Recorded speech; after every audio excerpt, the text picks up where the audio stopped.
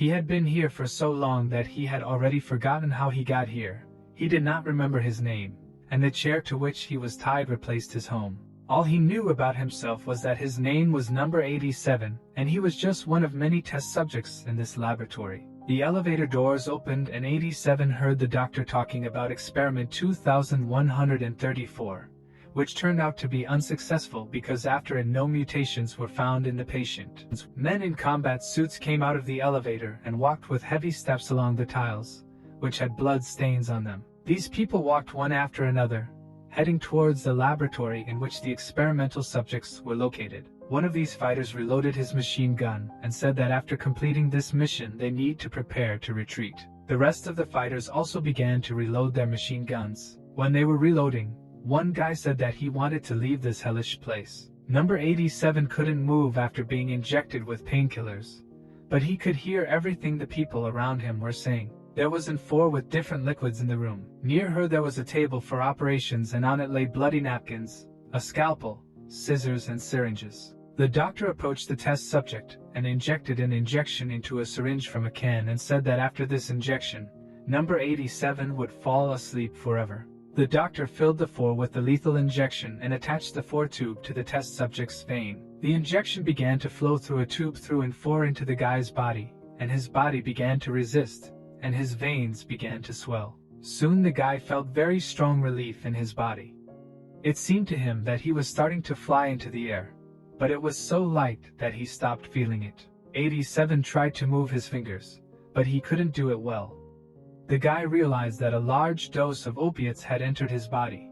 It was one of the drugs that doctors used for medicinal purposes. Suddenly soldiers burst into the room and the doctor and the nurse immediately headed towards the exit to leave the room. Among the soldiers dressed in combat suits, there was one man who differed from them in that he was dressed in an expensive black suit. This man was bald and had black sunglasses on his face. He took off his glasses and walked up to the test subject and started yelling at him. He tried to wake up the guy and get his attention, but 87 didn't move. An assistant stood behind him and held a notebook in her hands. She said that the patient's ECG and EEG were normal. He heard and understood everything. Baldy asked test subject Lee, "Have you ever wondered why you are kept here?" 87 would like to answer something or nod his head, but he could not control his body and therefore lay motionless. The bald man took out a pendant lamp and pointed it at the test subject's face. 87 didn't understand who all these people were and why they came here. The guy couldn't believe what they did to him. His body hurt a lot, and he hoped that these people would save him. But apparently these people were in no hurry to save him and get him out of here. Instead, they pulled documents out of the bag and put them on the table. 87 was able to turn his head and see what they were doing. On the table there was a document with his photo on which it was written that he is a villain, and he is wantedly Chin Danger Level Number 1. Baldy studied the personal file of this test subject and said that, judging by the data, he was the most ordinary person who had no criminal record and he worked with me as an ordinary office employee. But this was all only until the moment when superhuman mutations began all over the world. And after that, this guy became interesting to them. 87 understood that because of his abilities, these people stole him and placed him in this hellish place. His abilities were the reason he became a test subject. Baldy said that after receiving superpowers, he frankly didn't care about his powers and he didn't create a social disorder like the rest of the brats did with superpowers. Baldy said that he would not let Lee go because this was even more than a necessity, because the guy was a potential threat to all humanity. He put some documents on the table. Baldy said that he made sure that this guy was included in the list of the most dangerous villains, and put him in first place. Lee didn't understand why he was put in first place on this list of villains because he was absolutely normal and did not harm anyone. Baldy said that he was already fed up with all these unsuccessful experiments on this guy's body. They spent a whole year on research and achieved nothing, and he decided to save time for himself and everyone else. The bald man admitted that he doesn't know what this guy's secret is. He suggested that it could be the superpowers or reflexes that this guy had, and his love for martial arts could also play a big role. Then he looked at him carefully and asked if this guy wanted to work for the USA. Lee had completely stopped understanding what was going on here. He couldn't even imagine how he could be useful to the United States of America, because he's just an ordinary guy. Bald said after a year of being here, You were completely left in the dark, accelerating the spread of the mutation about how society was mired in chaos, and all this happened from those people from the list of villains. And he admitted that he wanted to kill the guy but still changed his mind and decided to give him a chance redemption. He offered the guy two options. The first one was cooperation with his organization. The second option was death by injection. Lee gathered the strength to control his lips. After that he told them they needed to be more sincere for him to agree. The bald man tilted his head towards the guy and asked what he wanted from him. Lee said that he doesn't like being tied up in bed all the time. The bald man listened carefully to the guy and thought about his request. Baldy looked at test subject 87 again to see if he could trust this guy. Lee said that you want him to be untied. After all, the bald one himself said that this guy is very weak and cannot harm anyone. So why don't they unfasten him? Baldy agreed to his request and ordered one of the soldiers to quickly unfasten his belts and free him. The assistant did not agree with such a quick decision of her boss, but her opinion did not interest him, and he replied that he was taking everything under his own responsibility. The bald man ordered the belts to be unfastened immediately so that the guy could feel calm. He stood up and felt very weak in his body. This could be due to the fact that he had not moved for a very long time. His muscles began to atrophy. Lee turned to the assistant who was standing not far from him and told her to obey her master well and not contradict his instructions. The girl was not ready for this guy to behave so brazenly, and she called him a scumbag. The bald man extended his hand to the guy and asked him if he agreed to join them, because in that case he could rely on their support. I don't guarantee him the life of a normal person. Lee made a leap forward at that moment, and no one expected him to move so sharply. The soldier tried to catch the guy and not allow him to run away. But the guy forgot that his hand was handcuffed to the chair and he couldn't run far because of this. The bald man continued to hold his hand in the same position. On that day, Lee Chin probably acted instinctively and did not understand anything either, and did not understand what gigantic potential and his strength he had. Then it immediately became clear why he was put in first place, because he was one of the most dangerous mutants among people. Lee tried to get out of the guard's grip and push him away from him. His reflexes, dexterity, coordination of perception, all the capabilities of his body increased to the limit at this very moment. He felt incredible power in his body, and he needed to release it immediately. In his eyes, everything that was happening around him at that moment seemed to be in slow motion. He was like a predator whose animal instincts awoke for the first time, and the power that was inside his body increased to such a level that he was able to break his bones as he wanted and then heal them in a couple of seconds. He was like a Formula 1 driver who sat down in his racing car and accelerated it to maximum speed for the first time. It was like a rusty mechanism that had just been oiled. All this time the guy didn't know that he had such incredible strength. He could break Kostya with one blow. The guard who stood in front of him in a bulletproof vest. Lee was enjoying every movement he was making now. He had been kept tied to the bed for too long, and he missed these sensations. Lee kicked the soldier, and after this kick the soldier immediately broke his leg. His leg could not withstand such damage. Lee moved so fast that for the rest of those present in this room, time simply stood still. The bald man was still standing and smiling with his hand outstretched. His eyes were not able to react so quickly to the events taking place here. Whether at that moment she gave the final blow to her enemy, after which the soldier would definitely not be able to become. The clock showed that only a few seconds had passed since the guy started beating the soldier. When the soldier fell to the floor, it was as if time had returned to 5, and everyone noticed that the soldier was lying wounded on the ground. But no one even understood how it happened. The bald man was furious with what he had just seen. All this time he was sure that the guy was pumped up with an opiate, due to which his mutant abilities should have disappeared. But Lee was a martial arts fan. He often looked for various books about secret techniques and learned martial arts from these books. In the current world, when every person awakens superpower and new unique abilities, Lee Chin was the best among all the other mutants with unique abilities. Because his ability was martial arts, and he was invincible in this, Lee immediately used one of the techniques called Poesi Shua. This technique allowed him to deliver a very strong blow with his fist, after which the opponent was knocked out. And the last blow with which he ended the fight was the Taoyuo technique from Bei Chijuan's technique. It didn't take Li Qing even a second to defeat the secret police. He did it so quickly that they didn't have time to react. After the rest of the fighters saw that the test subject began to resist, They grabbed the weapon and pulled the trigger of the machine gun to start shooting at him. The shots were heard throughout the hospital. The bullet flew into the guy from different directions.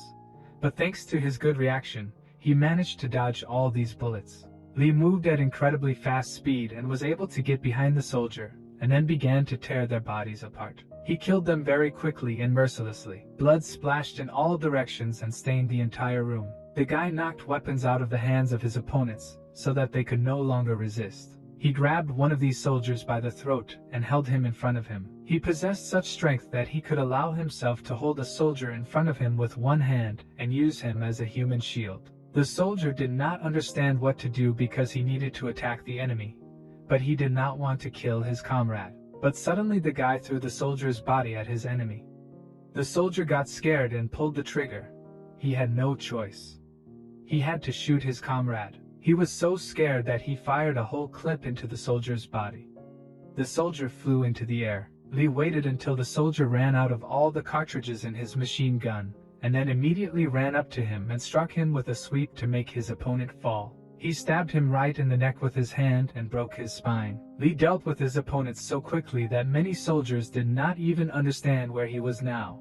All they saw were the scattered bodies of killed soldiers. The assistant picked up her pistol and loaded it to shoot. She shouted that she knew something like this could happen. She already wanted to pull the trigger and shoot the guy, but she didn't have time to do it. At the very last moment, Lee approached her, delivered a powerful blow with his foot. He knocked out several of this girl's teeth, and she flew to the side. Her gun also flew out of her hands and in the other direction. Lee looked at how this girl was lying on the floor covered in blood.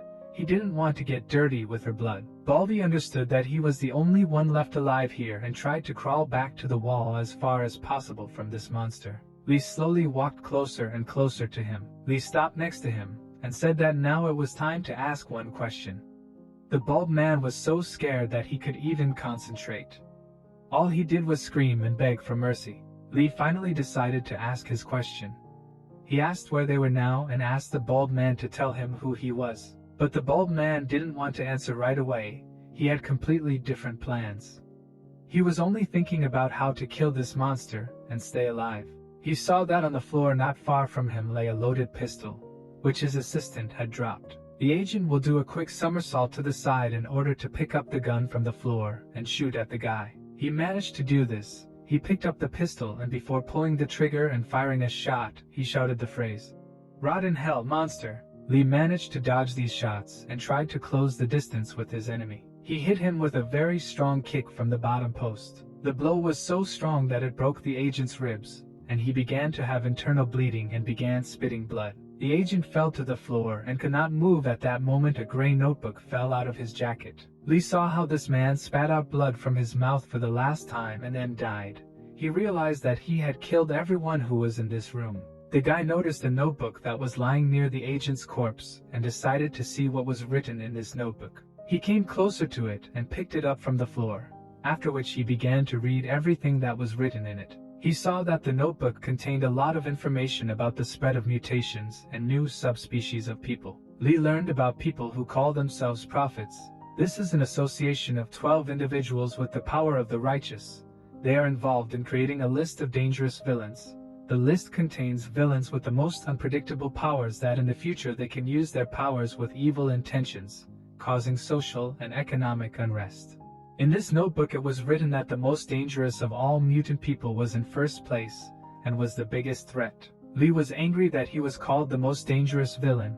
He believed that the real villains were those people who kept him here for a whole year and experimented on him. He grabbed himself by the collar of his shirt and started shouting to the whole room that these people were real scum. He started to get hysterical and couldn't calm down.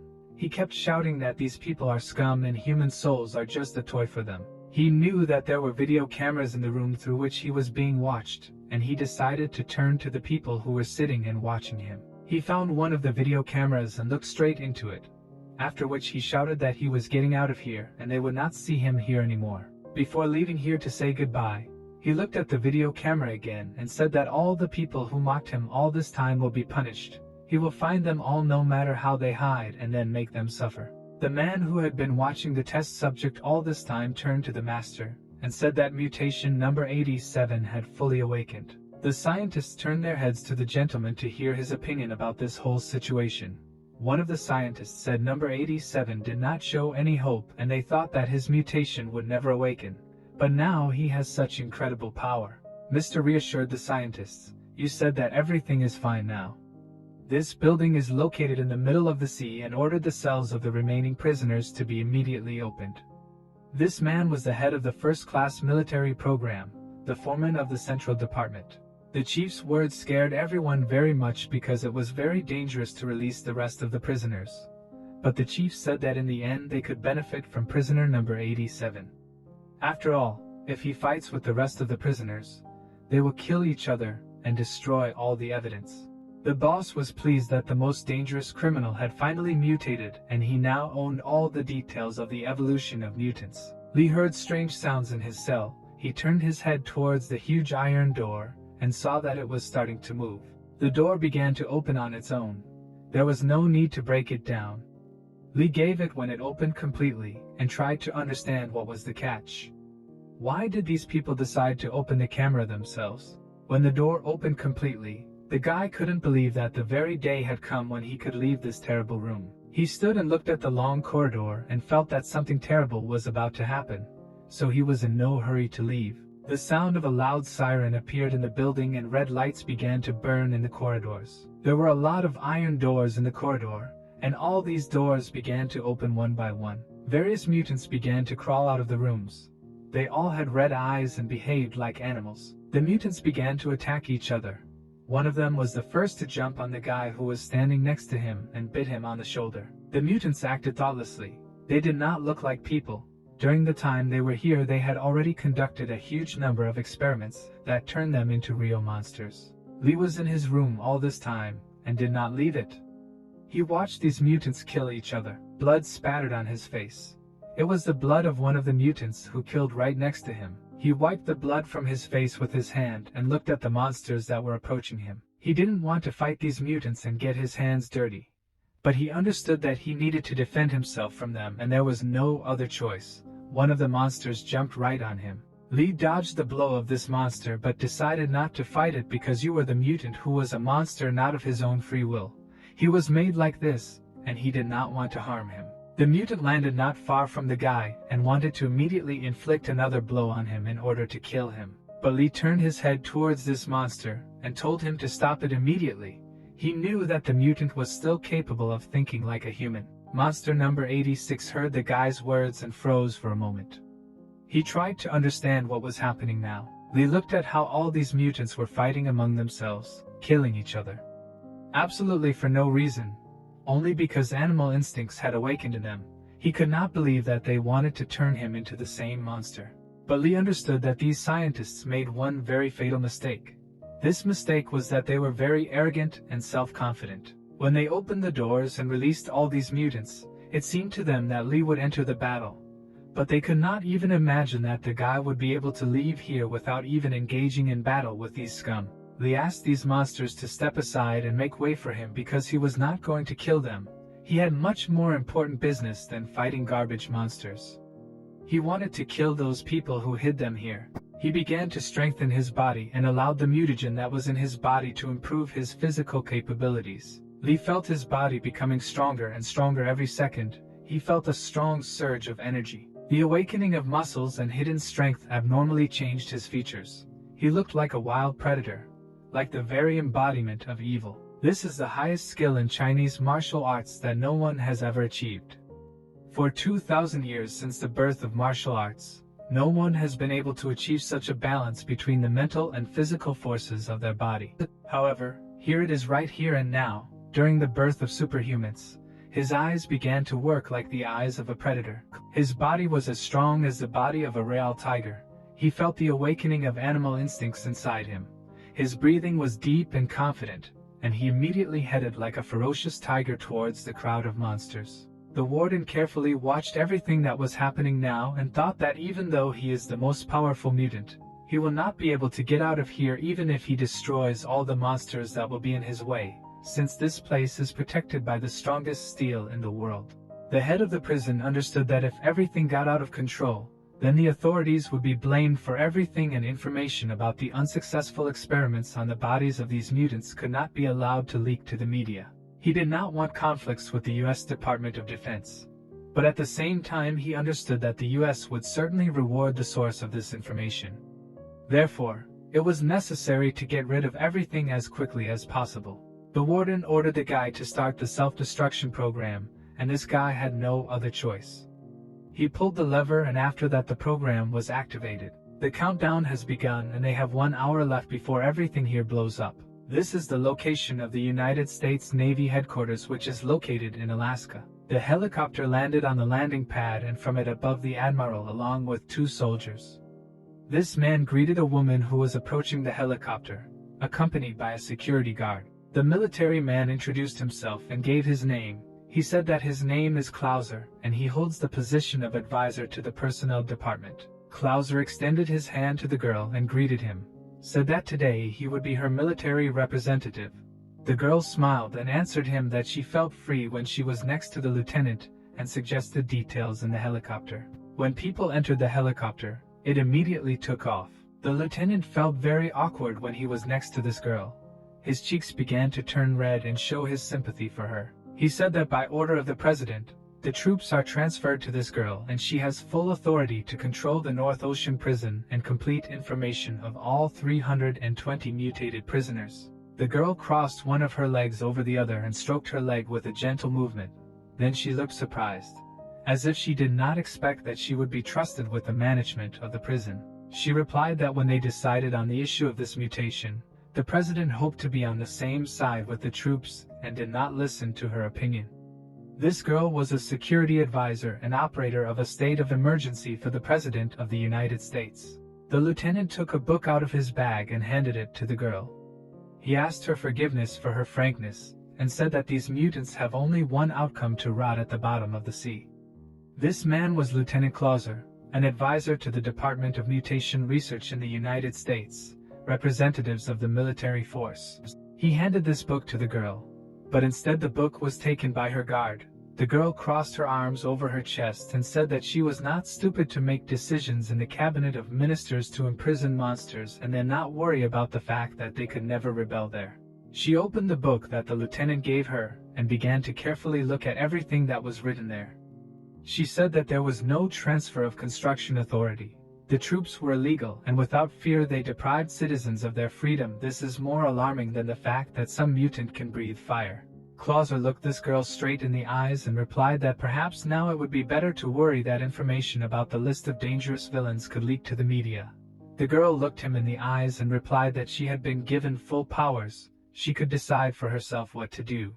He felt tension between them and asked this girl to calm down because he believed that they were in the same boat, and together they needed to cope with this problem.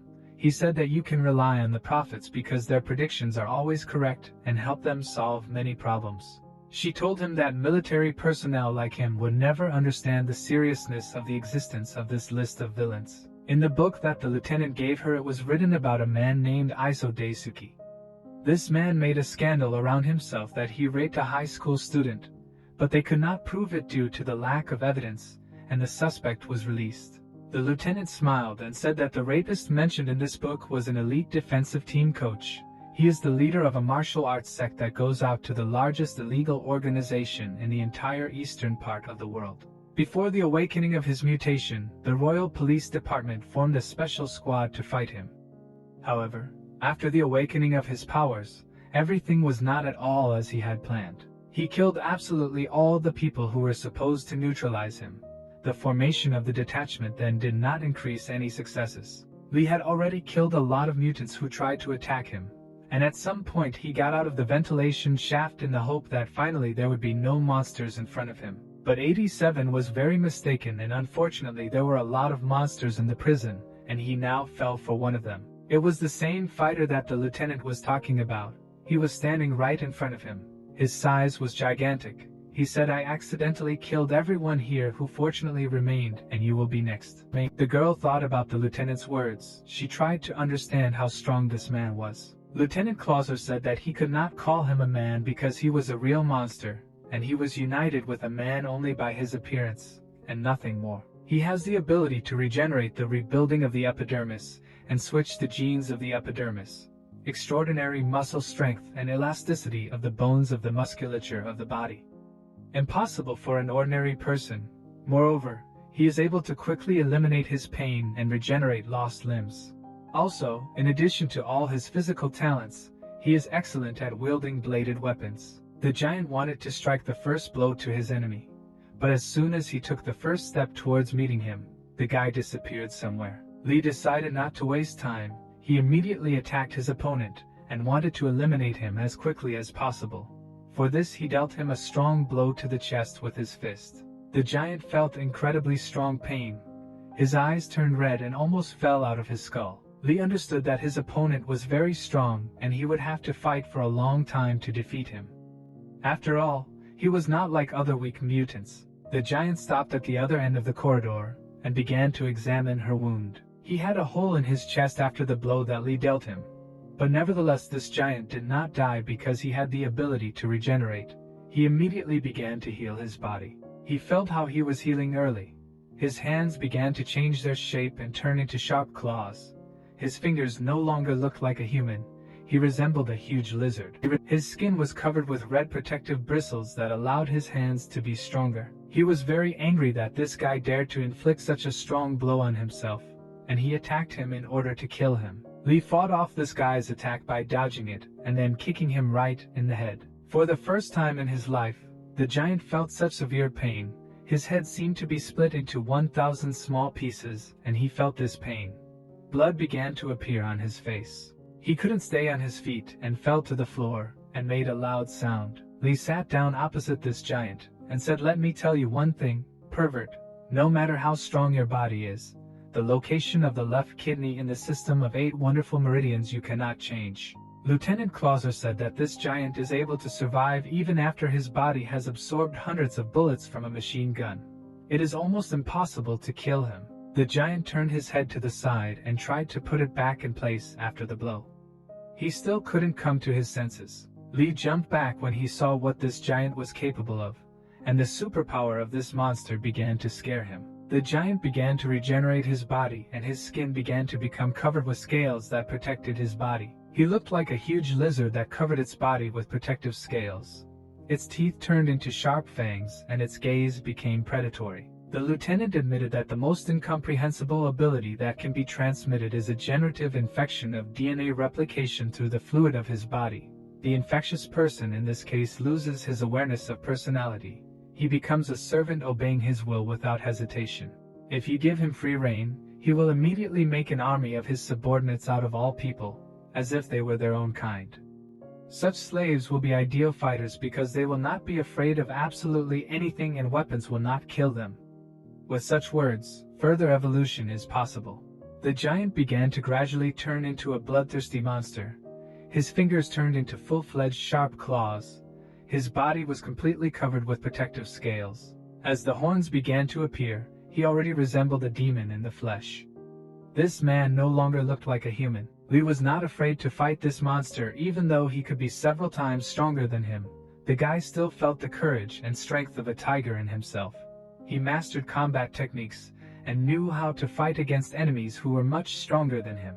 The giant gradually began to turn into a giant monster resembling a dragon. Sharp bones appeared on his back. His face resembled the face of a dragon.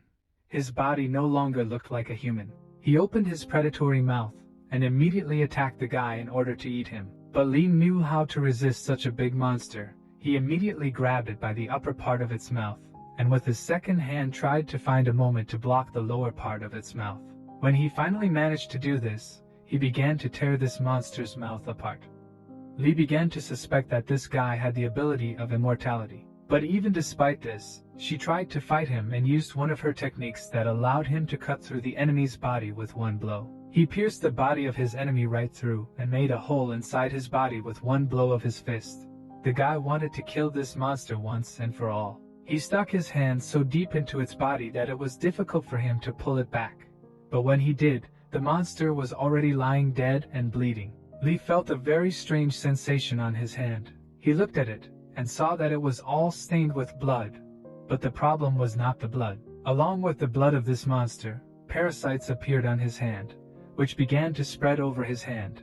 These parasites could infect the guy. He experienced a disgusting sensation from the fact that this parasite was moving in his hand and immediately threw it to the side and hit the wall. He crashed into a wall and scattered into hundreds of small parasites.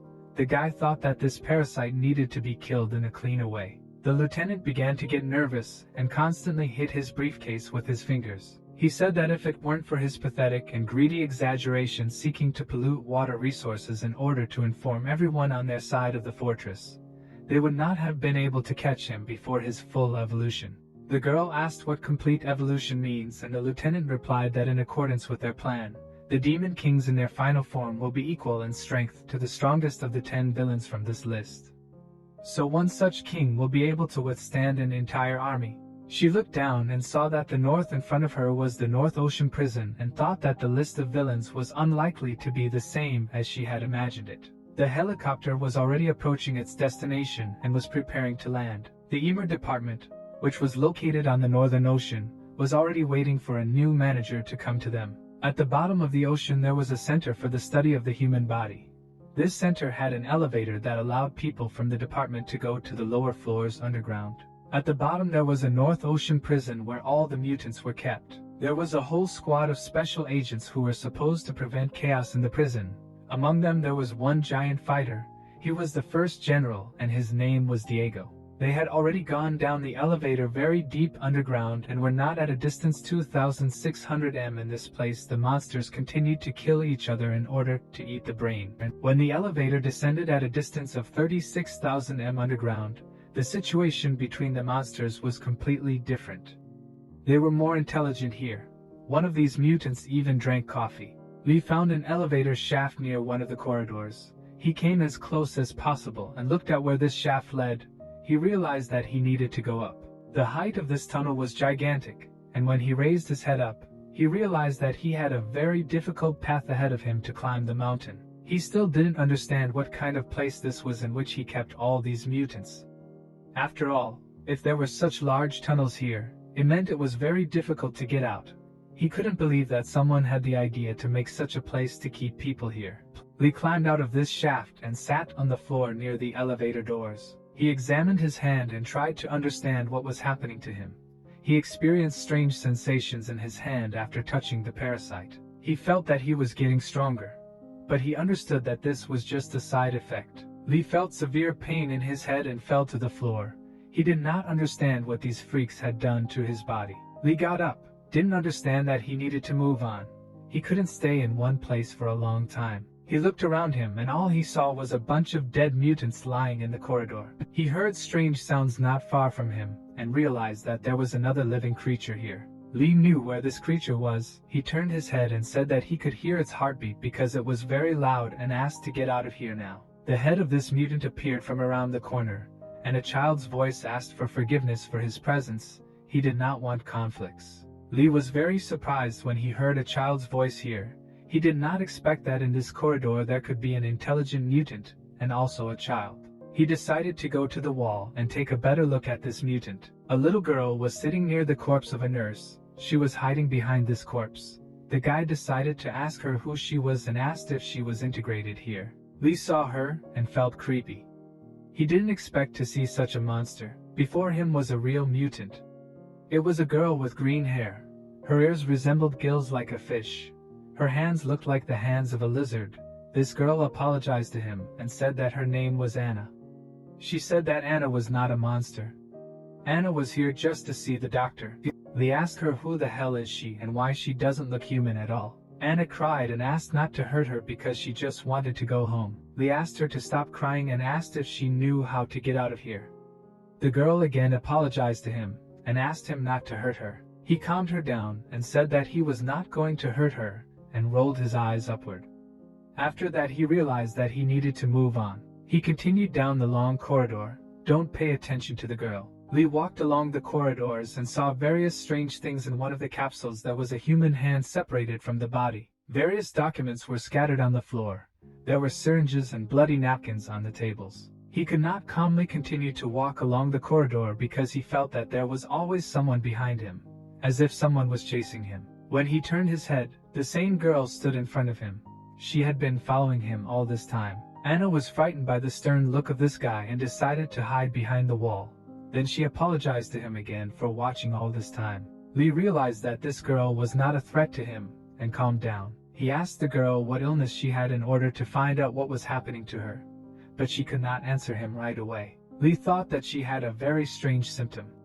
After all, she had the head of a fish, her hands were like those of a lizard, and she looked like a little girl. But Anna began to wave her hands and shout that everything was completely wrong. She said that Angela told her that a chromosomal mutation leads to infection with fever. She must get a radioactive circuit board to kill the cells of the monsters in the body. Lee told the girl that she shouldn't trust this Angela because apparently it was she who made a monster out of her. But Anna at that moment began to panic and shouted that this was not true. Angela told her that she would make a special vaccine to cure Anna. Lee at some point reached the end of the corridor, and there was no way out, so he decided to go back.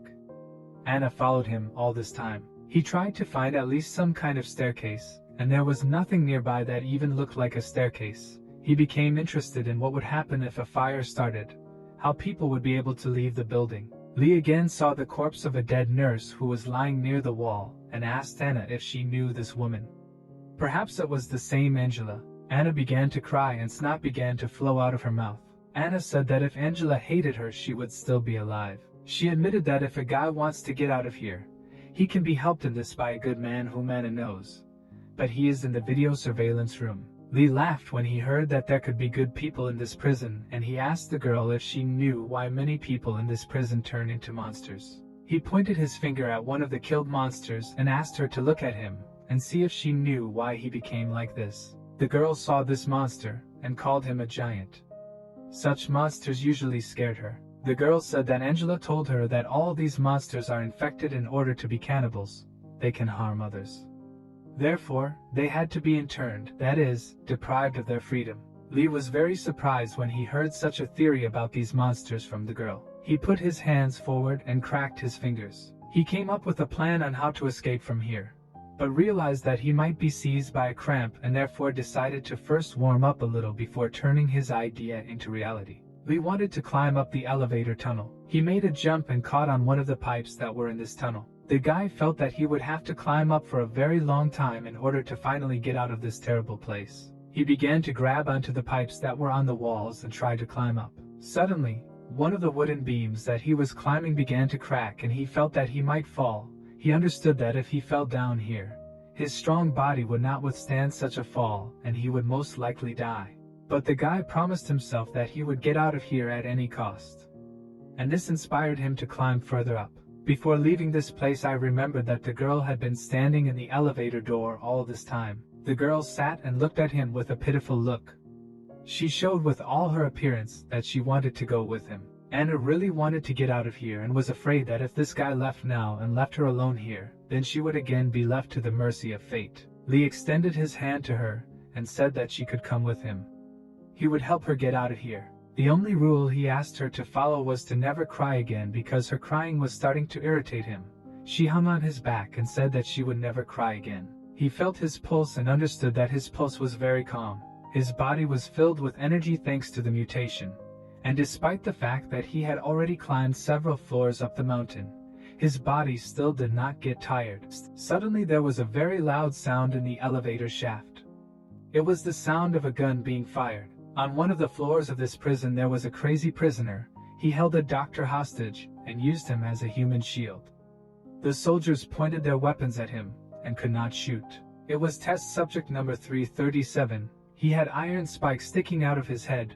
The doctor who was his hostage was screaming and begging for mercy. But the test subject was holding a sharp glass in his hand which was pressed to the doctor's throat. The general was the last to exit the elevator and carefully analyze the entire situation that was now happening on the floor. It was the General Diego. He was a Marine and the captain of a platoon of diving killers of first-generation gene-enhanced soldiers. He embodied the soldiers' plan. The king had a lot of energy, a reduced sense of pain, an ideal soldier. He ordered the soldiers to switch to other targets. Lee continued to climb up the elevator shaft. He decided to ask Anna how long she had been here, and the girl told him that she had been in this prison for 273 days. Angela told her that in fact her life would only last 3 months. The vaccine containing the monster gene saved Anna's life so that every day while she is alive she will remember every moment. Lee replied that this was very good news. He thought that the memory of a fish brain lasts only 3 seconds. The girl was offended by him and said that he was very annoying and if he continued to joke like that then she would get angry. After the vaccine was created, Anna could go home, go to school, go to the pool, to the dance club and to the cinema.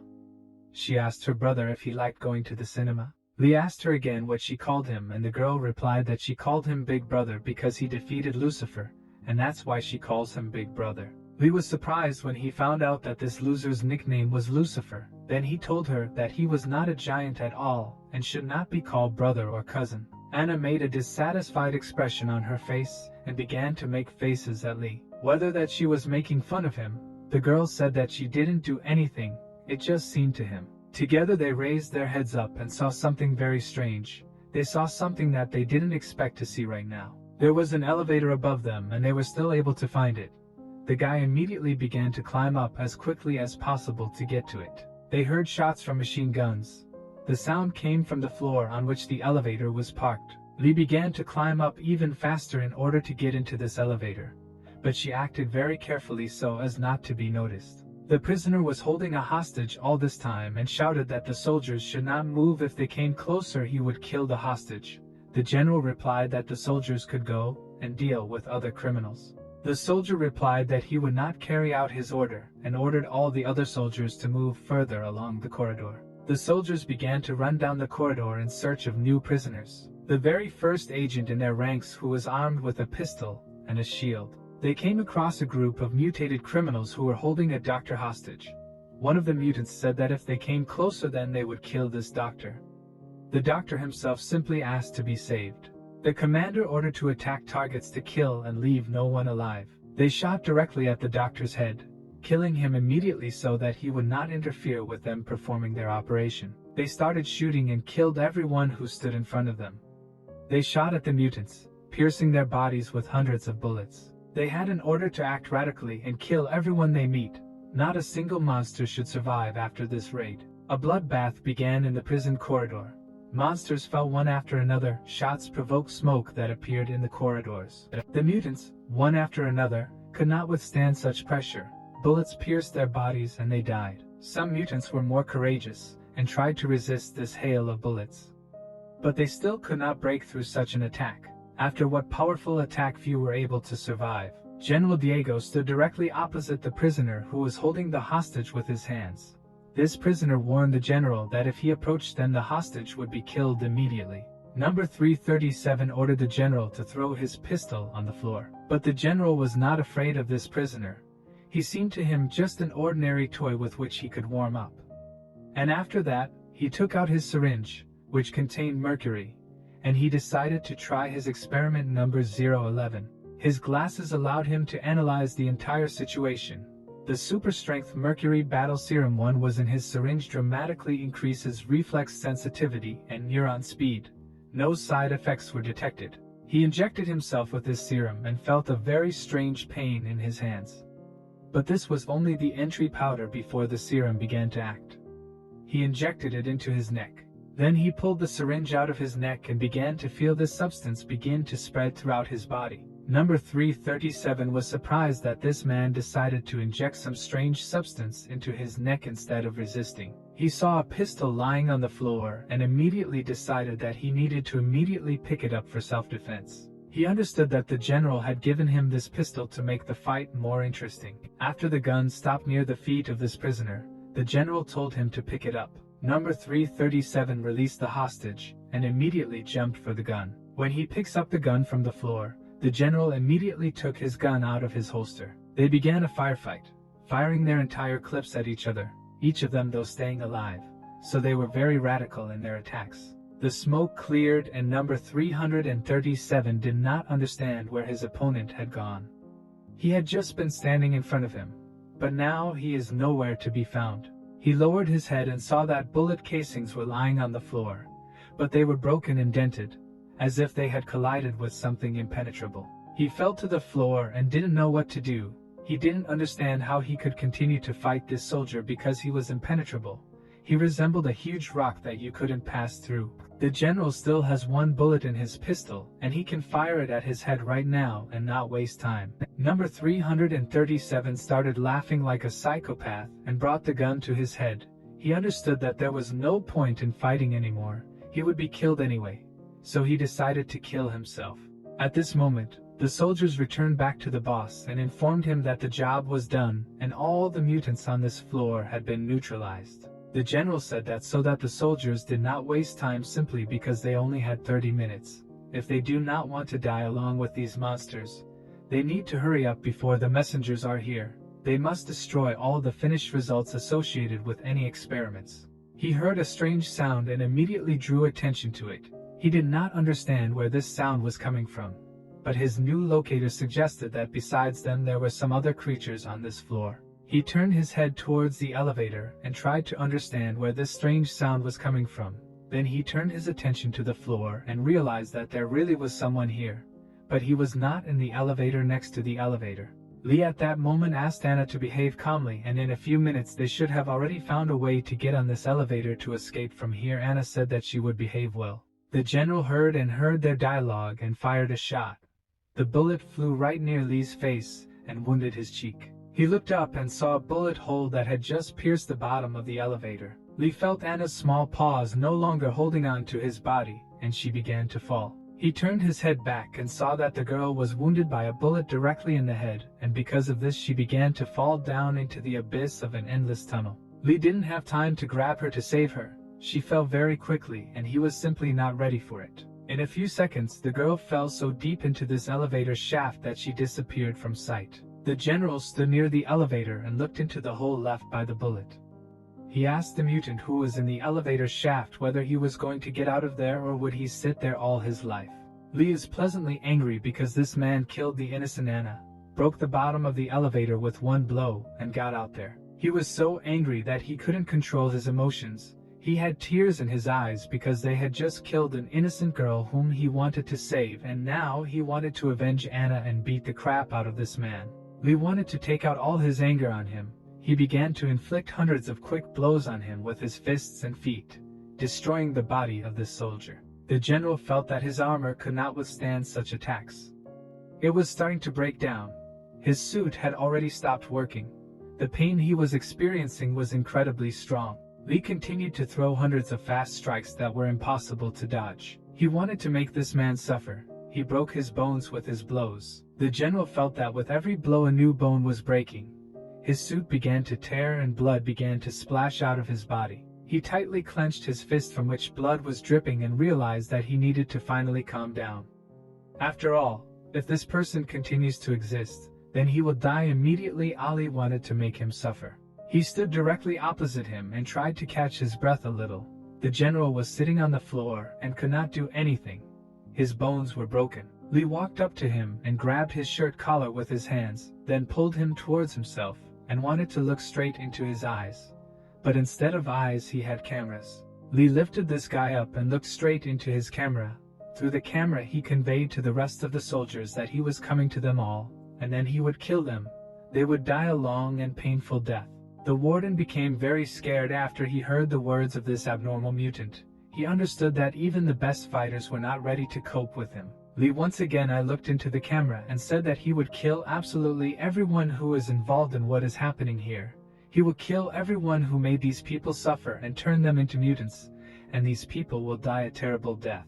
Lee saw that soldiers were starting to approach him from the other part of the corridor, and at that moment he remembered one saying that says that a long time ago Buddha stood next to the lake of the golden lotus looking down at hell under the Sandow river. Lee felt incredible anger inside him.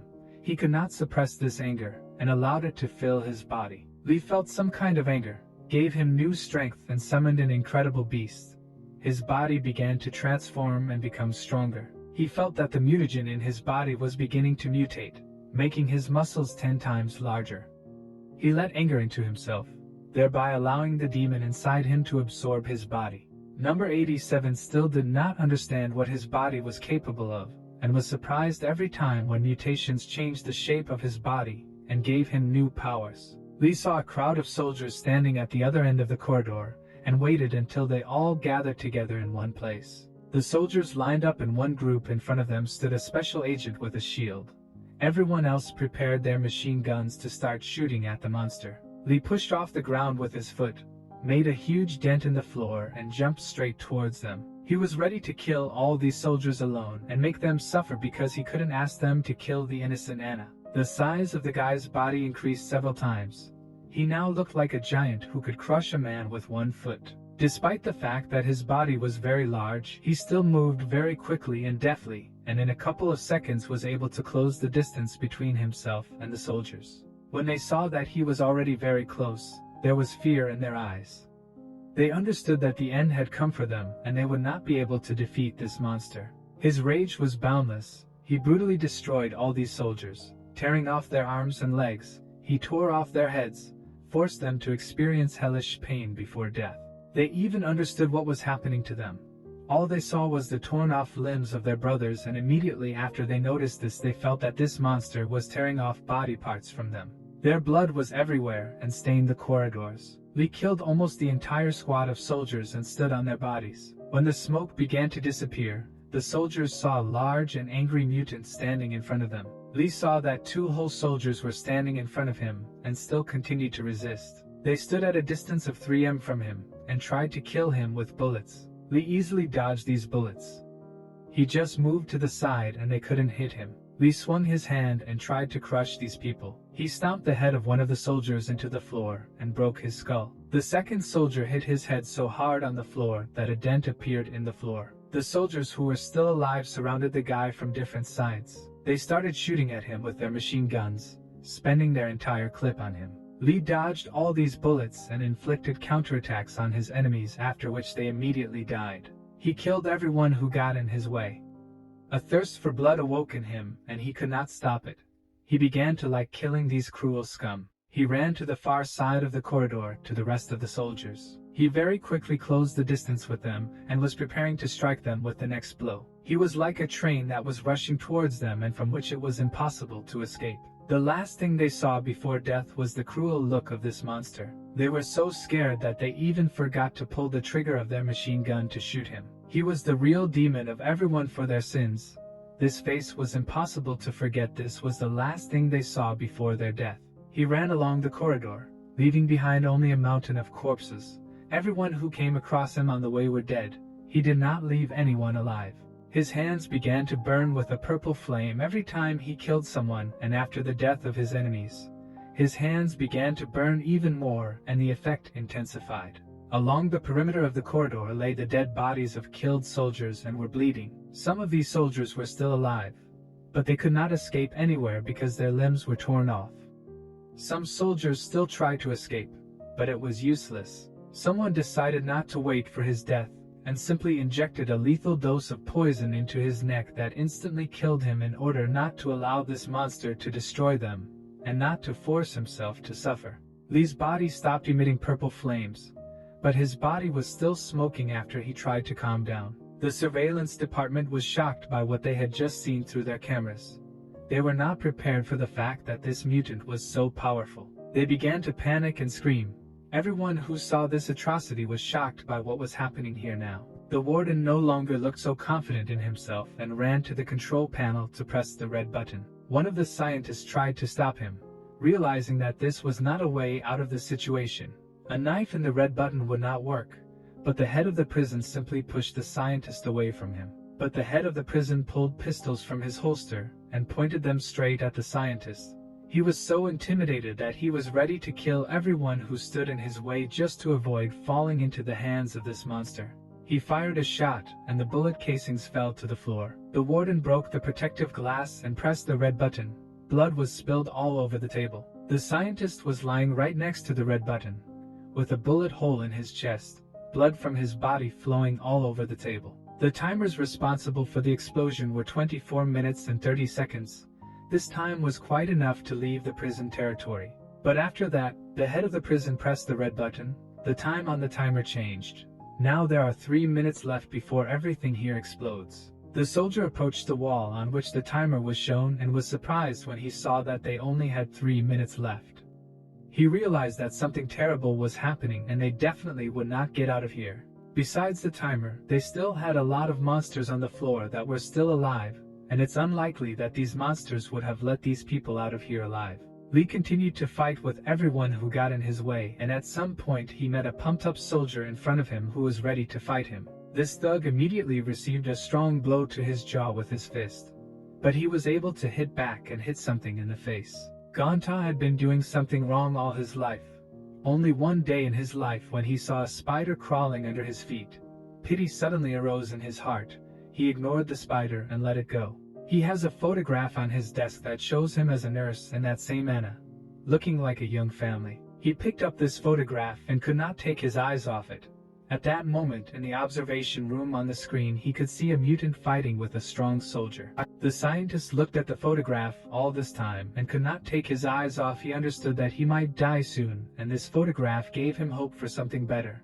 Tears flowed from his eyes and blood flowed from his mouth. Lee was still able to defeat his opponent and threw the guy into the wall. When the big guy fell, he broke the stone floor. After the throw, the guy froze in one position.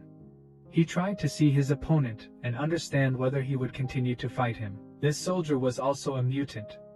That's why he could fight Lee on equal terms. After he fell, usually many people do not survive. But this guy was very strong. He was able to get up and rush into battle again. The scientist watched this battle through the TV screen which broadcast everything that happened on this floor in this human world. In his only time when he behaved kindly to himself, he realized that every creature in this world is innocent. The scientist began typing a command on the computer with bloody fingers. Ostas has very little time before everything here goes up in flames, and there were warnings on the TV screen that there would soon be an explosion. He received an alert that said a warning. A remote bomb has entered the range of action. Please leave the range of action. The bomb is 20 m away from you, already 10 m. Then it came even closer and reached 5 m. A survey appeared on the screen in which you could choose to activate bomb or not. He pressed the enter button on the keyboard and confirmed the action. Lee saw that the elevator doors opened and a very bright light appeared. He was not immediately able to figure out what kind of light it was. The bomb was activated and there was an explosion that Lee did not expect, and all he managed to do was cover his face with his hands. The explosion that occurred in the prison was very strong, but nevertheless Lee was able to survive. A huge hole appeared in the wall after the explosion. Lee remembered the teachings of the Buddha which say Ganta looked at the web of the silver spider falling from the sky. He knew that by following this path he would definitely get rid of pain. And he rushed, clutching the teaching thread. It didn't matter to him how far hell was from heaven. He climbed up non-stop. As Lee climbed up the iron cable, he saw the ghostly silhouette of Buddha before his eyes. The rest of the mutants also wanted to get out of this prison through holes in the walls. They saw that Lee was climbing a cable up the elevator's shaft, and decided to repeat this action after him in order to get out of prison. But they could not calmly climb up the rope because the other mutants prevented each other from doing this. They had to climb over each other's heads in order to escape. The most powerful mutants were the smartest and were able to climb up walls and were independent of other mutants. But suddenly one of the mutants, in the form of something very terrible, realized that now there would be another disaster. After the explosion, there was a huge hole in the elevator shaft that allowed water from the ocean to pass through. This water began to flood the prison tunnels. All the mutants who tried to climb up through the elevator shaft were washed away by water and fell into the deep mines. Lee continued to climb up, reciting the story of Ganta like a mantra that said that he continued to climb into purgatory as if he were deaf. As if he did not hear the terrible screams, not noticing the icy water falling right on him.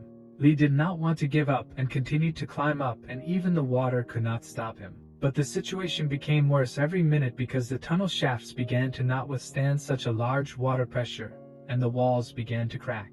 The water created a very strong pressure on the walls, so they began to break and even more water began to flow into the mine. Suddenly the cable broke and the elevator shaft became a trap for everyone in it. Lee began to fall into the depths of this mine, and huge stones and tons of water flew after him. Lee remembered the moments of his childhood when he stood next to his grandfather, and his grandfather told him about Ganta. Lee asked his grandfather if Ganta managed to escape at the end of the story.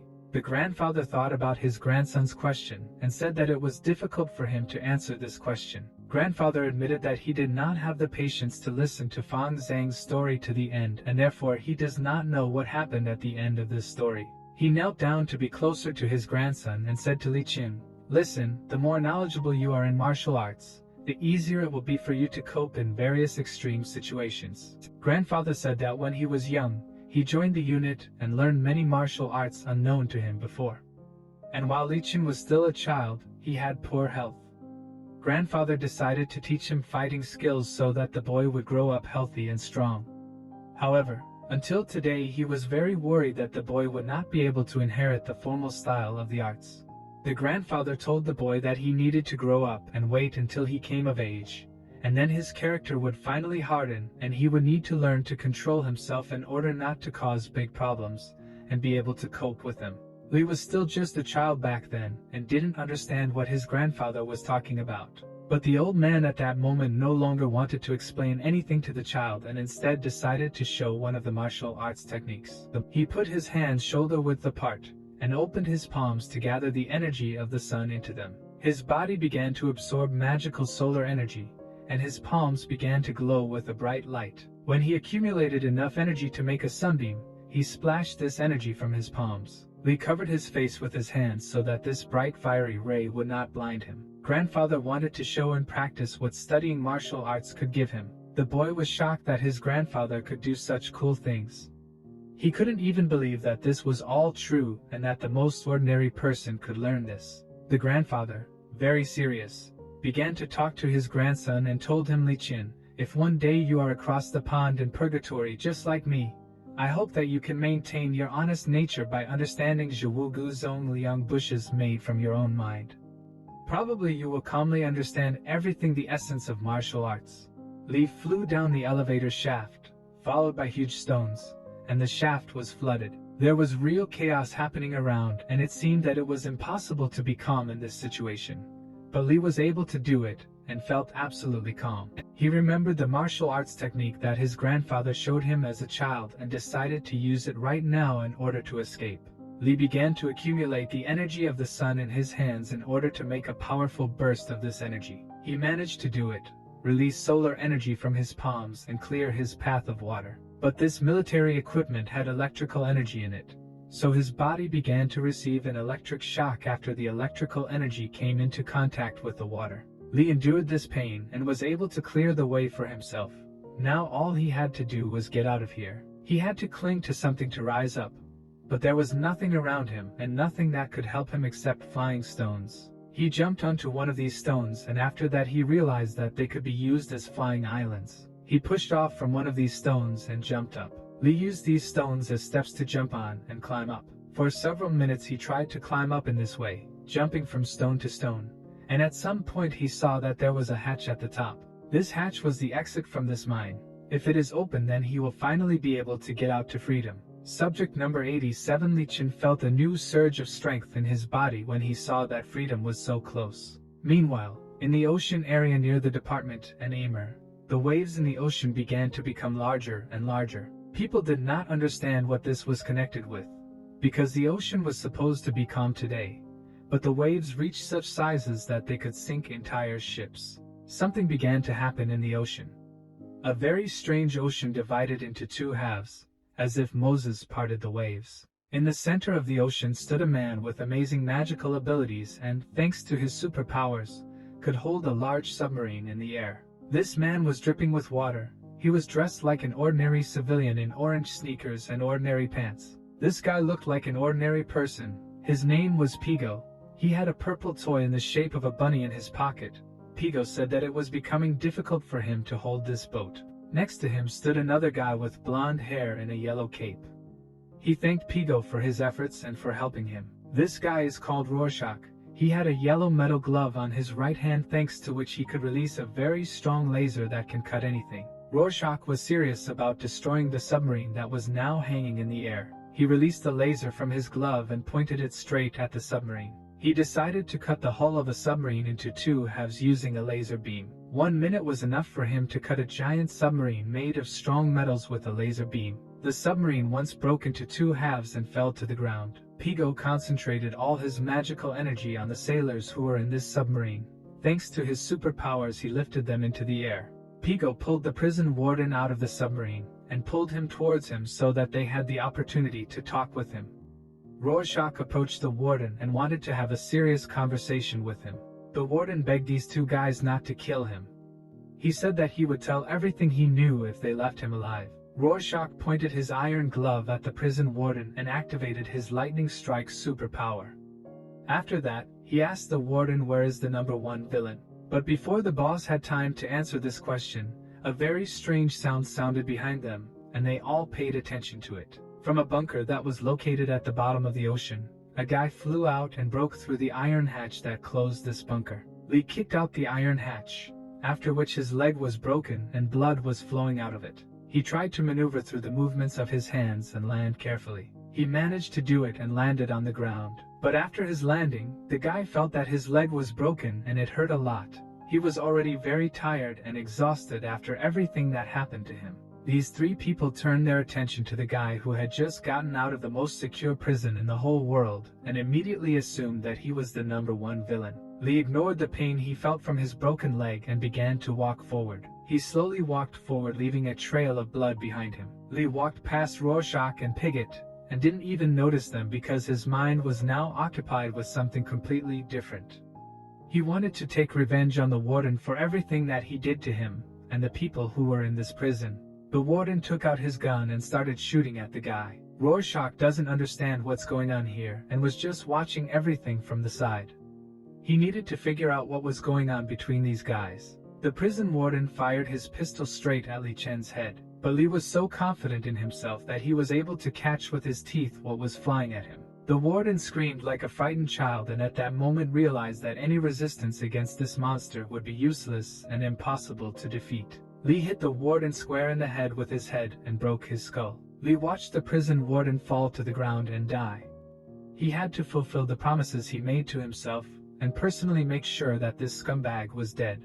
After he left to kill this bastard, he fell to the ground and decided to rest a little. Pigo and Rorschach were shocked when they saw what happened here. They could not even think that the number one villain would be so strong and cool. Rorschach decided to take this moment and invite villain number one to join the other villains because they were his allies and could help him if he agreed to help them. After 1 hour, a helicopter arrived with a new command that should be responsible for the underwater prison with mutants. When the lieutenant and the lady looked down from the helicopter, they were shocked by what was happening here.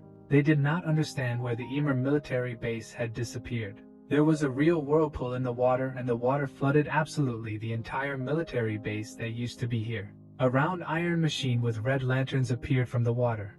This machine was trying to photograph everything that was happening on the surface. After she took a few pictures and realized what was happening on the surface, the car dived underwater again. Long iron tentacles began to appear from the robot. There were many such robots in the water and they looked like octopuses.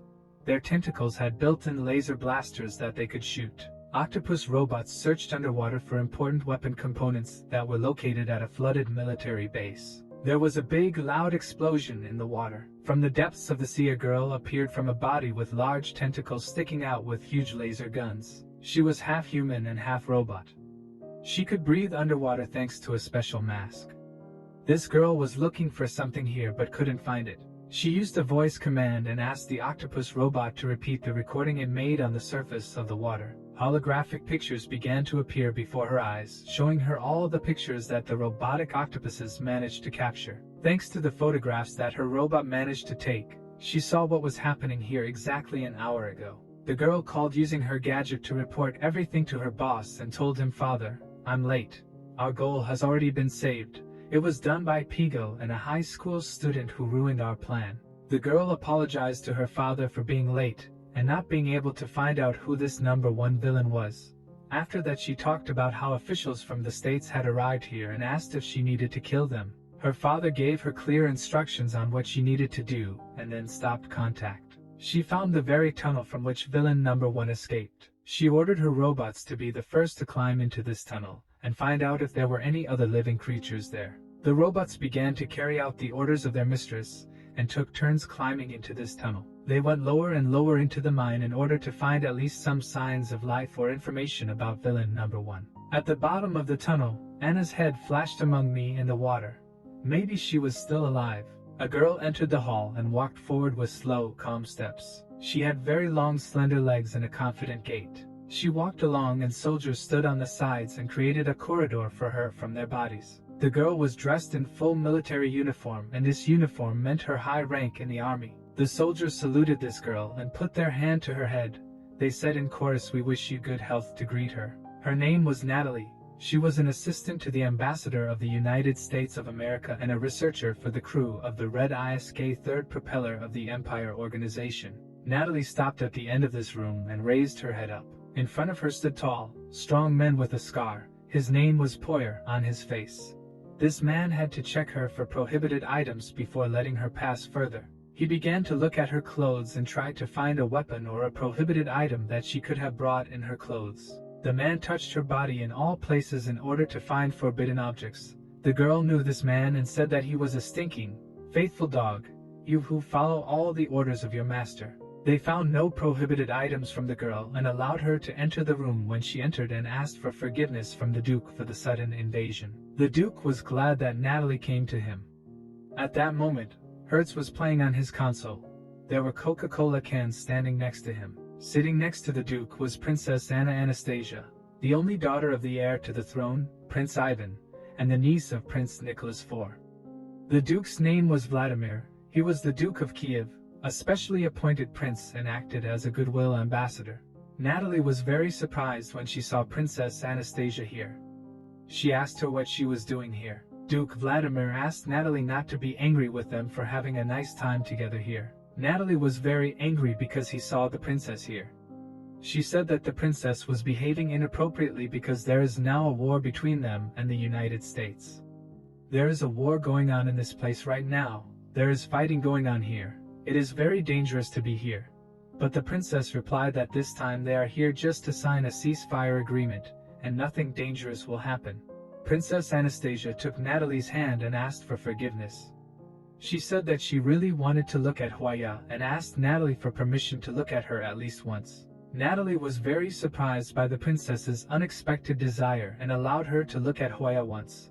But there was one condition, that the princess must behave well. Anastasia immediately ran to another room and said that she would no longer annoy them, and said that she would bring some orange juice for them. Duke Vladimir glanced at the princess, and then looked at Natalie. Vladimir smiled and asked Natalie why she behaved this way and prevented him from spending his time with the princess. He said that such actions are usually punished. Natalie knelt down and asked the Duke to apologize for bursting in so unexpectedly and disturbing their idol. Vladimir reproached Natalie for telling the princess about Hwaya and allowing Anastasia to look at her and thereby get into the diplomatic corps.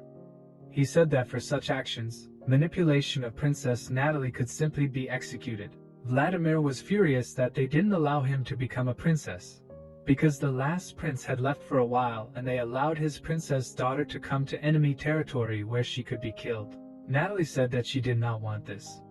However, it was still very dangerous for the princess to remain in the East Court. The Duke looked carefully at the girl and tried to put himself in her position and understand her. Then he sat down and straightened his back, after which he said that there is nothing more dangerous than being under the protection of a king in an enemy country. The death of the crown prince and his wife was the first blow to the well-being of Prince Nicholas IV.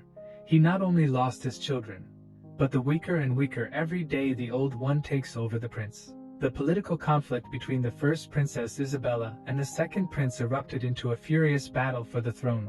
Iron Princess Isabel is the first to support innovation and requires the help of her husband's rogue Grand Duke and the European Legion. However, the prince is supported by the aristocratic corporation Poyer and gives the prince incredible opportunities.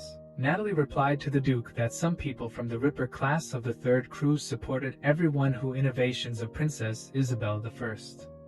If Her Majesty the Princess marries one of the influential aristocrats who support the principles, it will have a great influence on the strength of our last principle. Duke Vladimir rolled his eyes after hearing this information. He needed to think about it a little before giving an answer. He said that the prince was ill and now he is not able to solve serious problems, and the dogs are taking advantage of this and want to betray him. They are already starting to argue about who will get power after his death. The Duke divides traitors into two types. The first of them is owls, and the second type of traitors are dogs that chase meat. He said that it's ridiculous. This is the whole situation and owls with their greed. This is no longer a theory for them, but the real reality. I asked Natalie to get closer to the point. The girl took out a notebook in which all the information about this case was written down. Zach began to carefully study all the information on this case. When he got to the page in which there were recent events, he became wary. Vladimir asked Natalie how it happened that the Emer department was destroyed. This incident was not caused by their organization, and he does not understand how this could happen. She said that these two were not so crazy as to do this, ignoring the royal decree. This was done by people with acquired mutations who escaped from prison. The Duke was very surprised when he heard that the mutants were able to escape from prison. He had pictures of the first two most dangerous villains in his notebook, and he carefully examined their faces. Natalie said that judging by the sources of the Department of Special Needs, the states suspect that these were number 1 and number 2 on the list of dangerous villains. The two worked together to escape from prisons. Vladimir felt that his head was starting to hurt from all these problems and said that superpower in mutants was very unexpected. I couldn't believe that all of this had now become reality. Natalie said that Pigott was an ordinary citizen of his country. He was considered the second most dangerous criminal on the list. One day he was beaten by fellow citizens. His wife and daughter were found killed, and he himself went missing, and Pigott was accused of causing a 7-magnitude earthquake 6 months ago due to his super strength, and therefore he was put on the wanted list. Duke Vladimir listened carefully to everything that Natalie told him, and could not believe that it was all true. Was this man really a real atomic bomb in the form of a man? The country's security department did not react to him for a long time. This began to confuse the Duke. Natalie said that there is another villain, Li Qin. He is the number 1 villain on the list, and a year after the list of villains was updated, he immediately went missing third. The crew assumed that during this year he was captured by the states. The Duke asked why there are no other people in these documents. Are these two the only villains from the entire list who were able to escape? Natalie replied that there should be other villains there, but due to the fact that the quality of the photographs is very poor, they simply cannot be seen. All this time they were on the plane. It was the Duke's personal plane which was supposed to transport him to different parts of the world. He flew very high so that enemy missile men could not shoot him down. This plane was always accompanied by several fighters so that no one could get close to the Duke's plane and damage it. The Duke was a very important person, so he was always surrounded by guards who were supposed to monitor his safety. When the plane flew below in the sea, a small red dot was visible. It was a boat with 3 people on it. It was an inflatable boat on which were Pigott, Rorschach, and Li Qin, who was holding an oar in his hands and trying to get to the shore. Li was very badly injured, but thanks to his mutation he felt his body healing on its own. Pigott lay on the boat all this time and did nothing. He was very tired and just wanted to rest. Rorschach started getting seasick. He felt nauseous and kept vomiting in the sea. Li was silent for a long time and finally decided to ask the guys how they were able to cross the Arctic Ocean from the Eastern Sea. Rorschach said that they have superpowers, and thanks to Pigott, who is able to control gravity, they caught sea currents, and thanks to this the boat accelerated. And Rorschach could control plasma and high temperature, too. Help them slightly increase the speed of the boat. He suddenly felt sick and vomited, after which he sat down on the boat again and said that the division of the ocean had taken too much of his strength, and now he could not bring the boat in because he was constantly vomiting. Li asked why these two guys are not part of the organization of villains, and why they don't even have transport, and Rorschach answered him that they are just starting their path as villains and therefore they have nothing. Rorschach congratulated Li Qin on being recognized as one of the 4 greatest villains. Li said that there are only 3x here, and where did the 4th villain come from? The guys explained to him that there is another girl. She is a very good spiritualist. She is in the United States, and the guys are going to save her. They said that it was this girl who gave him the boat on which they got here, and after that Rorschach began vomiting in the sea again. Li asked them everything he wanted to know, and he had no more questions. Now he was only thinking about how they could quickly get to the shore. He felt as if he was on an enemy boat, and didn't know how to get out of it now. To believe in the game there was only water, and he didn't even have an idea how long he would need to swim to land. Pigott finally decided to help the guys get to the shore quickly and used his superpower. With the help of his superpower, he began to control the waves and create an undercurrent that accelerated the boat. Now they did not need to row an oar in order to get to the shore, and could not calmly swim with the current that Pigo created. Li Chen stood on the edge of the boat and looked forward, wanting to see what was in front of them, and Rorschach at that moment was sitting near the edge of the inflatable boat, and trying to stop his seasickness. Rorschach felt that his body was beginning to recover, and he was feeling better.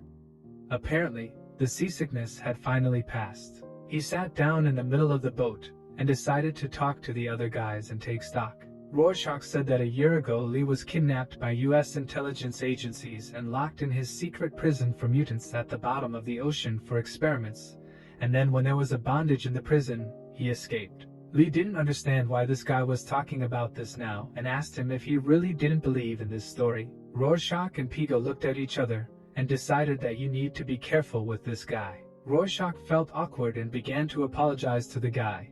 He said that everyone who is here has superpowers and they have no reason not to believe in this story. However, they said that he had spent a whole year in this prison and were surprised that he was not in a coma. This time and his memories could be wrong. Li made a dissatisfied expression on his face and rolled his eyes. He replied that he was unpleasant to hear this because he was tortured for a year and unfortunately he remembers all these tortures, although he would gladly forget about them. Li said that the people who tortured him in prison wrote down some data about the experiments that were carried out on him, and he remembers every day and the number of each experiment. He said that in the first days he was almost killed from medical experiments and constant electric shocks. He had to close all his six senses for meditation, and his grandfather taught him this. Meditation is the same as hiding like a coward, but by doing so he was able to survive. All these meditations were very difficult for him, and according to his feelings, it was like being in hell for 100 years. Pigo felt a strange vibration in the water and noticed this vibration. He lowered his hands and stopped the flow of water. Pigo used his superpower for other purposes, and he raised his right hand up. He felt that a huge fish was swimming past them in the water. He decided to catch it with the help of his superpower. He pulled the fish out of the water. The fish was very big and beautiful. It was the perfect meal for the guys. Rorschach was delighted when he saw such a big fish. He was very hungry and wanted to eat it as quickly as possible. Pigo began to pull out unnecessary organs from the fish that could not be eaten, and at that moment Rorschach used his iron glove to fry this fish. They rotated the fish in the air so that it was fried as best as possible on all sides and was not raw inside. Pigo felt when the pieces of fish meat were already sufficiently fried and edible. Thanks to his super strength, he tore them off the fish. The two of them managed to divide this fish into several parts, and each received a normal portion of food. Rorschach was very surprised that Pigo decided to share food with a newcomer. Usually he never does this and does not like strangers. But this time for some reason he decided to share food, and this is a good sign. Li said that he was not hungry and did not need food, but the guys tried to persuade him to eat some food. But when the guy continued to refuse food, they recognized his choice and said that if he was not hungry, it was his right not to eat fish. Rorschach took a piece of fresh, delicious fried fish and said that many strange phenomena began to appear in different parts of the world, such as superpowers and magic and monsters. At first, the countries of the world kept all the experiments carried out secret. But over time, many more mysterious events occurred. The number of mutants increased sharply. Any person could face the aggression of mutants who were induced with superpowers. But the reason why all these superpowers were awakened in people was unknown. Over the past month, 12 prophets have united to publish a list of people with dangerous superpowers.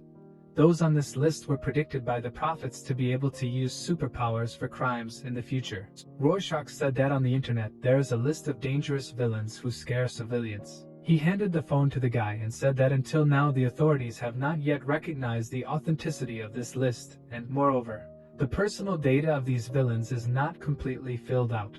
But the United States of America already had a complete list of all the villains on hand and knew all the information about them. The very first on this list was Li Chen. He was considered the most dangerous mutant criminal of all. But no one could understand why the government took so long to catch him. Han Ning is the person who used his power to contact these guys. But he was also captured by the United States of America, and it seems that the Americans are acting very wary. Rorschach said that they were now heading to the girl they told him about. This girl gave Lee a clear location and said that he definitely needed to be found. So they asked again if he wanted to go with them and help them. Lee looked at these guys in surprise and asked them if they really trust him because he is a villain who has the highest level on the list of villains. Rorschach said that Pigo is the second villain on this list immediately after Lee, and after the list was published someone leaked Pigo's personal information and talked about his superpowers. He can create terrible disasters such as an earthquake or tsunami. Perhaps there were people who wanted to interfere, that's why his house was burned. Rorschach came closer to him and whispered to him, "Do you see that dirty rabbit in his pocket?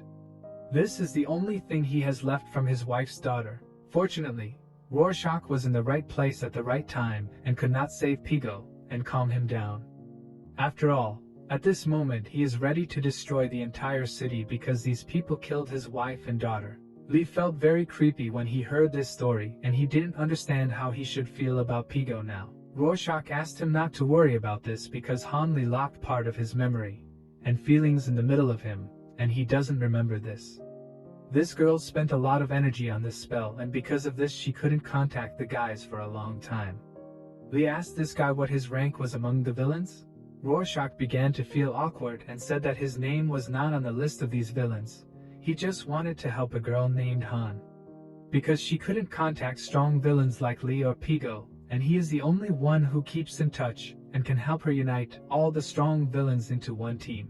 Rorschach admitted that he was still in school, and now it so happened that he was on summer vacation and had nothing to do, so he decided to take up this matter. Rorschach said that all this did not matter at all, and the most important thing that he wanted to know was what superpower Lee Chen had. He answered him that he does not yet fully understand his superpower, but he knows for sure that he is good at martial arts, and this helps him fight opponents. Rorschach was very surprised that the villain, who is considered the most dangerous on the list, has the most important superpower, traditional martial arts. Rorschach made fun of his super strength and said that this super strength would not help him withstand bullets and weapons. Then he finally calmed down and said that no matter what superpower he has, he is most likely a real Superman, and everyone considers him a hero of the United States of America, like the hero from the comics Infinity. He decided to show him a video about this superhero from the comic book Infinity. The voice in the cartoon said that this video is for Super Infinity Woman, who is needed more than ever these days to protect civilians and fight evil. This girl is capable of lifting an entire bus with 2 hands or stopping the movement of a giant plane with one blow of her fist. Lee saw enough to draw a conclusion and gave the phone to the guy in his hands. He raised his head up and saw that a flock of birds was now flying over them. He picked up bones from the deck of the boat that were left after the fish they caught. Lee broke off the fish's sharp bones from the spine and took them into his hand. Lee threw these dice at the birds flying over his head and said that his abilities are very different from the abilities of this superhero girl from the video. Lee Chen said these words and, one after another, sequentially threw fish bones into the sky. Everything happened almost at one moment, so quickly that no one even had time to notice anything. However, according to Rorschach and Pigott, the only thing they could see was a quick image of Lacan moving his 8 arms and 4 heads because the guy was moving so fast that his movement was impossible to see. After Rorschach and Pigo blinked their eyes, 4 seagulls fell from the sky onto their boat. They had seen a lot of mutants and different superpowers, but they had never seen skills like this guy's before. They were shocked by his abilities. Rorschach no longer laughed at the guy and started taking him seriously.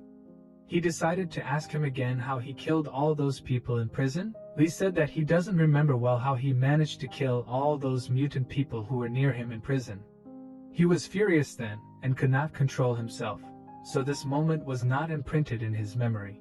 A ship sailed to the place where there used to be a military base and an underwater prison to get resources and corpses of dead people from the ocean day. They were able to lift part of a broken submarine from the bottom. They managed to find hundreds of dead people who were on the seabed.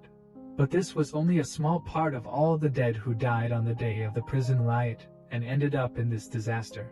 The officer reported to the girl information that they were able to immediately know and said that submarine sonars were able to find out that the prison in the Northern Ocean was completely destroyed and the prisoners who remained alive were no longer alive. The guards in this prison also died. She hoped that the events that happened here were a pure coincidence. But she couldn't help but miss the fact that the prison was destroyed on the very day when she even had the authority to control this prison. The officer apologized to the girl and said that they are now looking into the fact that a specific state of affairs has occurred here. You can be with her only after the submarines have finished searching and immediately talk about everything more dear to the president. She was not ready to wait so long and wanted to contact the president immediately. Her assistant immediately gave her a phone number so that she could call the president. The officer went down the stairs and left the girl alone on the deck so as not to interfere with her conversation with the president. Downstairs, the officers met the special agent who is working on this case, and was surprised why he is here now. In his presence there is no Mrs. The officer said that this girl is now calling the president. Commando K, I don't understand what's going on here, and I thought it was all a joke because this girl couldn't be allowed to call the president now. Commando K said that they need to use Linda's profile of the assistant chief secretary, and using her profile they could not find out about the employees who were in any relationship with her based on the intelligence weighting function. They could calculate the safe range for intimidation. Commando K asked one of his employees to check all the information about this woman and find out what connections she has with other people. After a few seconds, this girl's profile appeared on the computer screen and they could carefully study all the information about her. Her information stated that she was an employee of the investigative department. Her name was Susan Underwood. Her gender was female. Her period of work began on December 31st, 2020. Susan stood on the airport tarmac holding her phone. She saw that people who had just arrived on a plane began to approach her. Susan extended her hand to Natalie and introduced herself. She said that she was a representative of the Federal Investigative Agency and welcomed these people to the United States of America.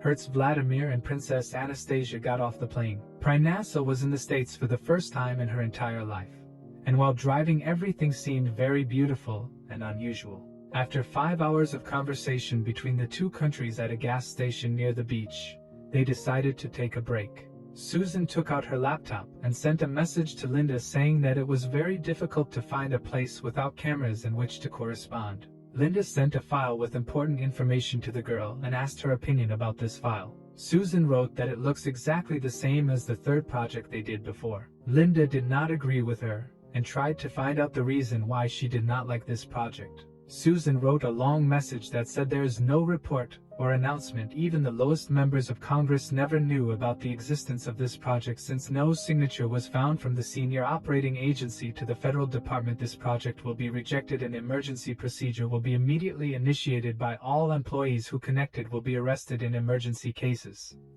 A firewall procedure will be activated to resolve remaining problems. Linda was shocked that they solved problems this way. On TV they showed an interview that a journalist was taking with an officer. They were talking about the Navy. The officer said that today the Northern Ocean will organize military exercises.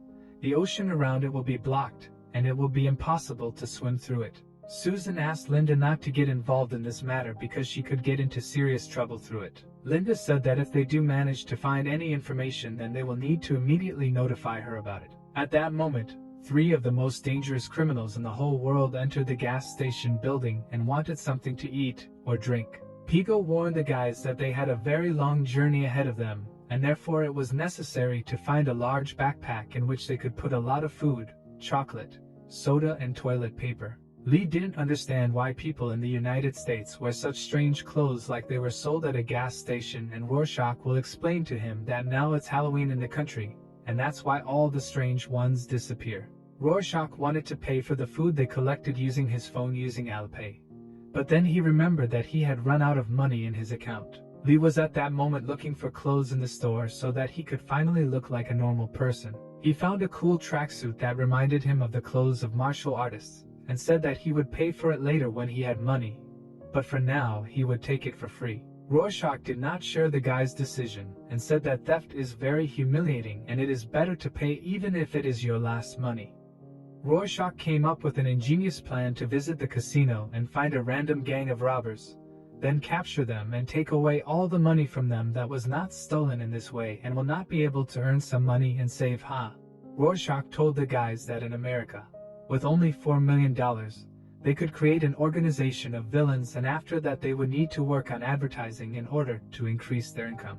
A film about a superhero girl was shown on TV. She flew in the air, levitating above the ground to heroic music. Then she didn't see anything suspicious and decided to go downstairs. Infinity flew so fast that it left a trail behind it, like from an airplane. She was flying near the road where racing cars were driving. A car with a capital I on the hood was driving along the serpentine road. She flew just as fast towards and this racing car drove. At the end, the girl said her signature superhero phrase, "Infinite power, infinite horizon." Lee asked the guys if they could make money by filming the same worthless commercials as this superhero girl. Rorschach showed Lee a magazine that featured this actress, and said that she was very famous now. She has a superpower of influence. As they say about it on the internet, anyone who succumbs to her beauty and influence will be suppressed by her character. The person will not be able to control himself, drowning in fear. His will also be suppressed at a certain level.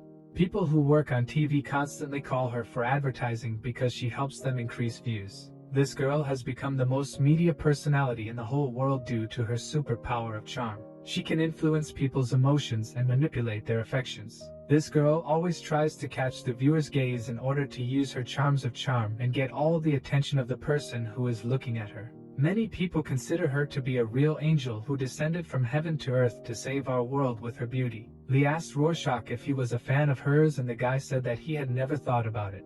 But most likely he really was a fan of hers. He said that in fact his main idol is Siren. Rorschach found a video from a rock concert in which Siren sings her songs and captivates everyone with her beautiful voice. Lee was very surprised that this guy liked just such girls. He didn't expect that Rorschach had such unusual, tasty girls. Rorschach said that appearance is not the most important thing in a girl and he fell in love with her beautiful voice.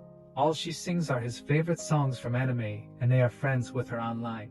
Pigo asked the guys to come up to him and look at the magazine cover he had just seen. There was a picture of a girl with pink hair as an adult. Her name was Babala. Lee immediately recognized this woman and said that she was one of the 12 great prophets, the founder of the list of villains. A man in a black hood entered the building and shouted very loudly that there was now going to be a robbery here. This man put his hand forward and pointed the gun at the cashier. He asked to take out all the money from the cash register and give it to him. Duika hid under the table to avoid being hit by bullets. She took out her pistol in time to defend herself in time against this criminal. The bandit pulled a second gun from his pocket and ordered the cashier and Lee to put the money in the bag. Lee was very angry that this guy touched his shoulder with his gun and immediately decided to stab him. Lee hit the bandit on the arm and pushed him back. Then he grabbed the guy and wanted to break his arm.